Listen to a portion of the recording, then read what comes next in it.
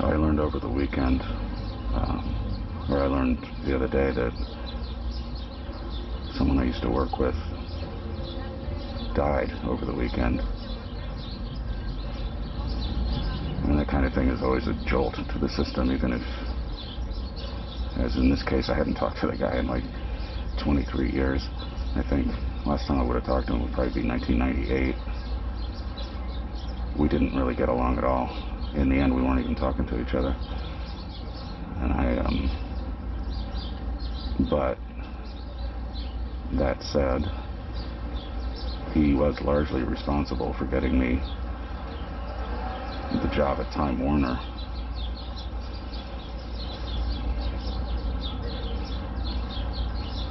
That 7 or 8 years that I spent there still resonates in my professional life, honestly, to this very day.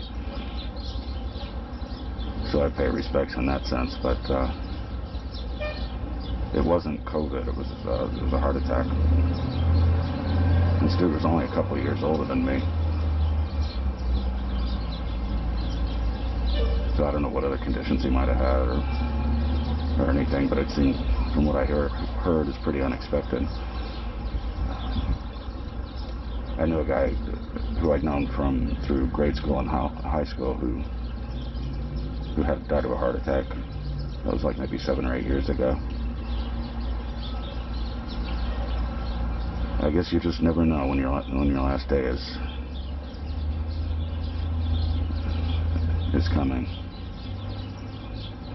I still think about the woman who died fairly early into the COVID thing. That really surprised me. She'd been healthy her whole life, but then she was in her mid-60s when she started experiencing chronic pain. But I still think about her. I miss her. We had epic email correspondences. Can't really say. As far as I know, I don't really know very many people who have died. Sandra was an incredibly sad situation. She was a woman I sort of briefly had we were friends for a long time, and we briefly had a little dalliance, a little romance.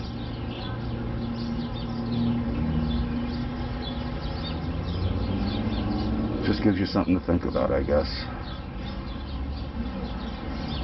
How much time do you have to waste, right?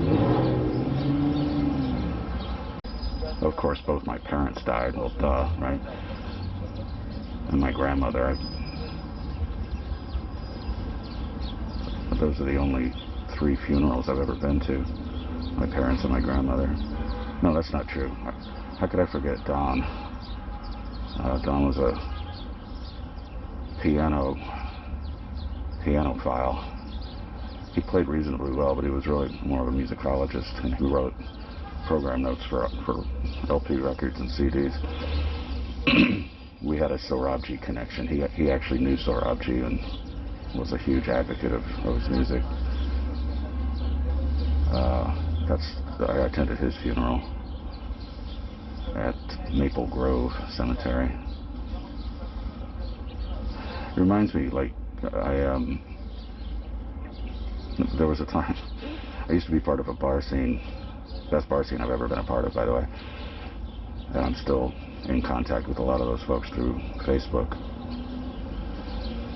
There was one time it seemed like everybody that I knew from that scene was talking about somebody who had died and how shocking it was and how sad, and everybody was just openly sharing memories of her and all that stuff.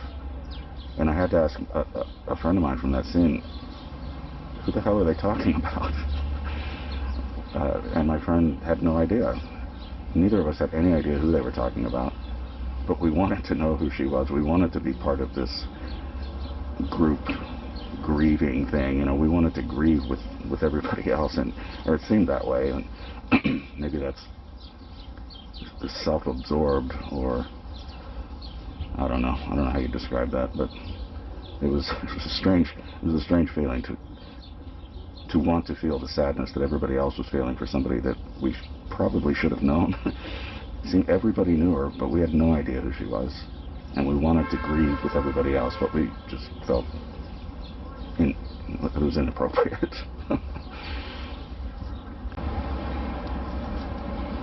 A couple weeks ago, a friend of mine had a COVID scare.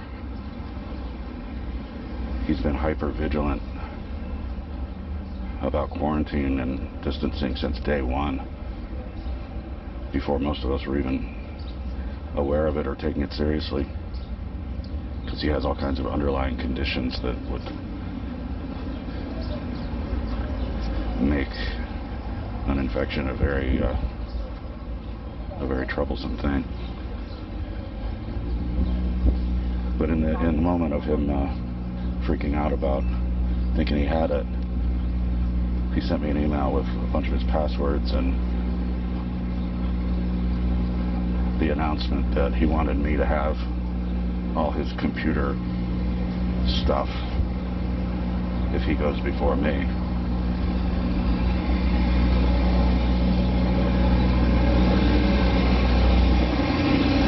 And he wants me to ultimately to curate or publish some of it, make it public, and he even left me a chunk of change to guilt me into actually doing it. But and I reciprocated. I said, look, if I go first, likewise, you can have all my stuff and do whatever you want with it. Just don't try to make any money off of it.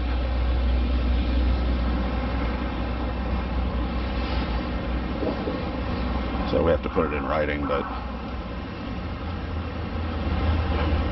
I did ask for assurances because I don't want his wife thinking I'm I mean, she knows me very well, but I don't want his wife thinking that I'm some kind of vulture circling. But he assured me that she's been informed.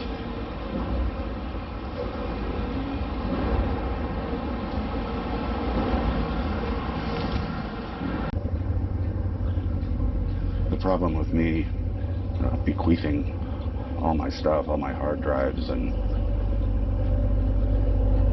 various storage media and computers, and not to mention the web server or servers, is that it's such a chaotic sprawl. There's really no way I could document how to navigate it or where everything is or even what everything is.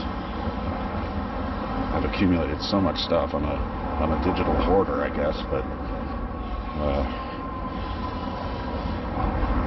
I could probably go the rest of my life without creating one new piece of content that I'd be able to draw on what I have and just make that presentable. But I have this continuous urge to just keep creating new stuff, to keep accumulating more video, more audio, more text, more everything. And so much good stuff falls by the wayside because there's never going to be enough time to process all of it.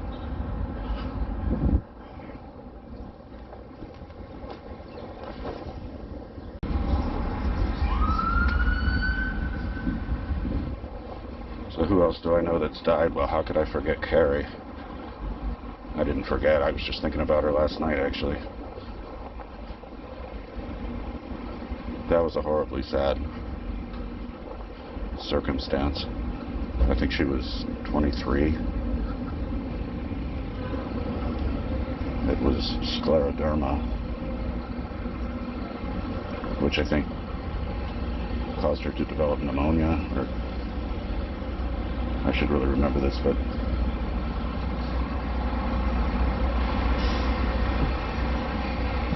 that's one of those ones you think about for the rest of your life.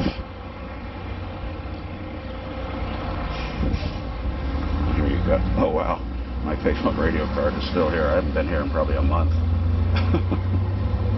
Nice. Actually, I put 2 of them, so somebody must have taken the other one. This is a pretty sturdy placement. Even a strong wind wouldn't blow them off.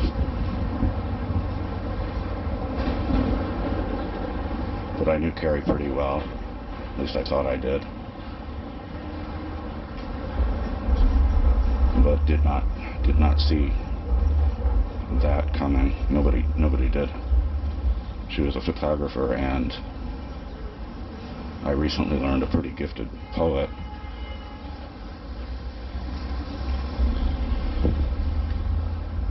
Just too much talent.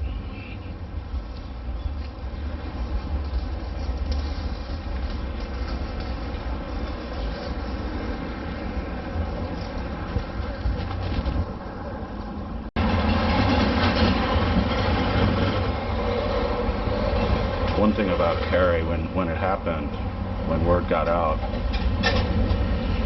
I didn't hear about it right away, but I got a phone call from an ex-girlfriend who we had just broken up like a week earlier. I really wasn't happy to hear from her at first, but she called to let me know what had happened, and she made the point that she wanted me to hear about it this way versus in the form of the mass email that had just gone out to everybody that in our circle. I always respected her for that, for making that gesture. I in turn called my friend Joe to tell him so that he wouldn't hear about it in the form of a mass email, which he also got. But I have heard about people that I barely knew. I hear about their passing through mass emails, and it's never a good way to hear about that kind of thing. But sometimes there's no other way. And of course there was Alan. Alan was an artist responsible for the apology line. That has been an on-again, off-again presence in my life ever since I first discovered it in 1991. It was a telephone confessional where people would call and talk about stuff they did. Bad things, good things, I don't know.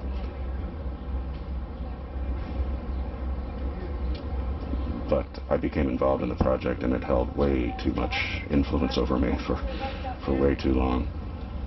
I became wholly disillusioned with the whole thing, to be honest with you. Not wholly disillusioned, but in many ways I felt I'd been deceived into thinking this was a bigger deal than it was. But at any rate, he died in 1995. I had been involved with the project for either 9 months or a year or something like that. I don't need to go off on that again, but he, I didn't go to his funeral, but I did go to a memorial service for him, where I actually stood up at the pulpit and made a few remarks, but I don't remember what I said though.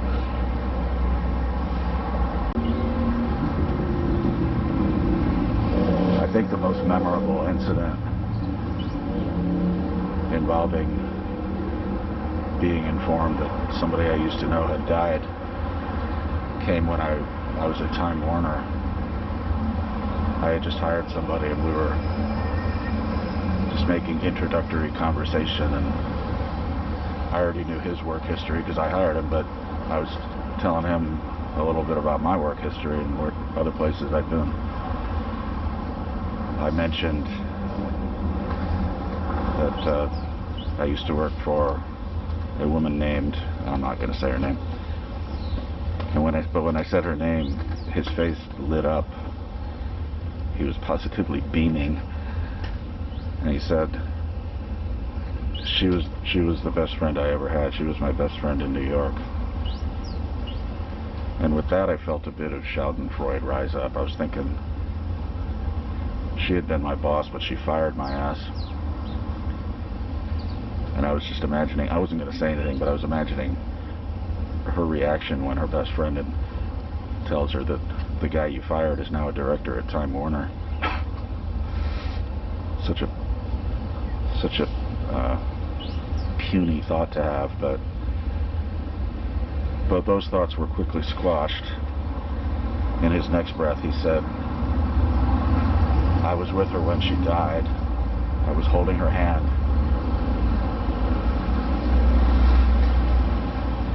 And that little bit of schadenfreude was suddenly crushed by sadness. It's a strange way to feel.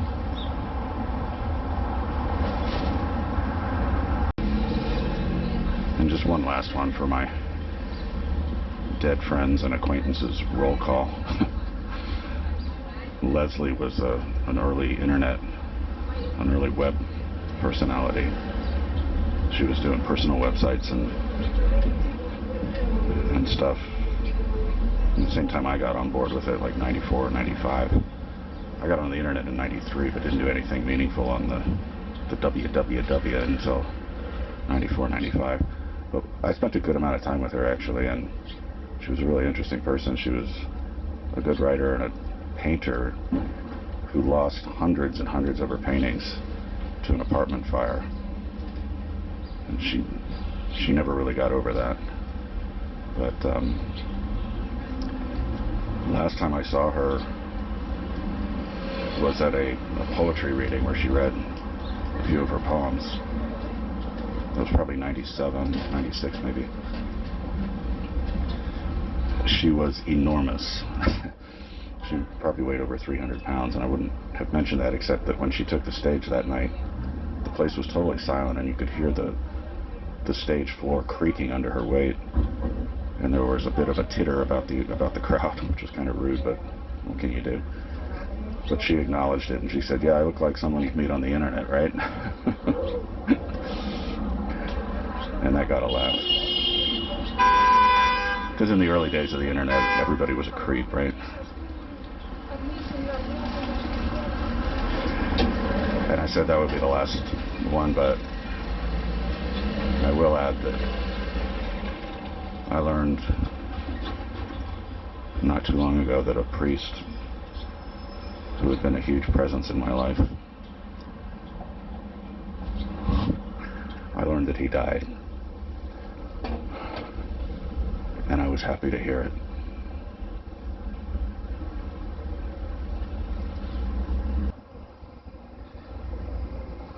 But getting back to my ceaseless, endless accumulation of digital content, digital stuff, my recent thing is, well, first of all, I've had webcams since the early days. I think I had my first one in 94 or 95. And all the ones I've had until recently had to be tethered to a computer or a PC. But the modern format for these things has become that the cameras are self-contained. They can record and store onto internal memory or a memory card. They've also gotten stupid cheap. The most recent one I got was only $27. I think I used to spend like $200 on those old kinds, but I have a drawer full of them now. But I set one of them up to make night vision recordings of myself sleeping. I tried this once before, but it didn't work out very well because it wasn't a very good camera. This one's actually pretty good, and I keep thinking that I'll learn something about myself by studying this kind of foreign part of my life. I only know what people have told me about my sleep exertions. I've been told I'm a sleep thrasher, and one woman told me that I had this habit of grabbing her by the face in the middle of the night, which I'd have no memory of, none whatsoever. But whatever the case, I've been watching myself do this, and it is actually a little more engaging than I expected. I'm not going to do this forever, but I'm just saying this is one of the, like 9 hours of video that I'm recording every night now is just further adding to the gigabytes and terabytes of stuff that fills all my storage. It's relentless.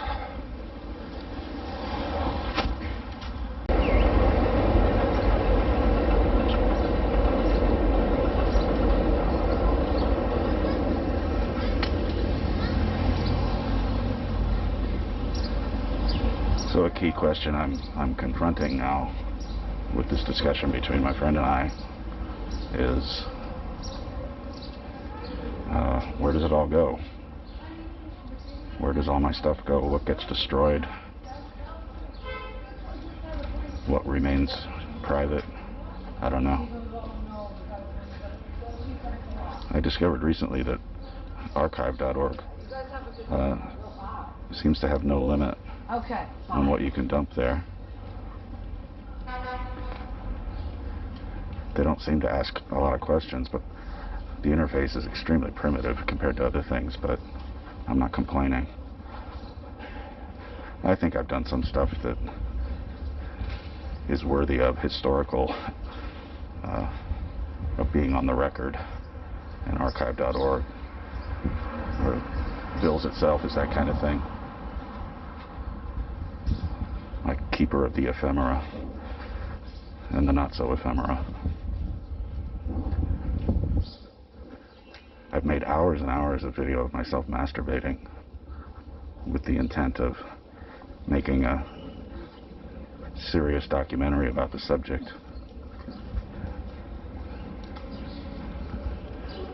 There was a documentary about that, about male masturbation, made I think 2 years ago. I was not impressed by it, because my take on the subject is to, or my goal in putting together something like this would be to purge myself of the sense of the feeling that it's shameful, and make it known that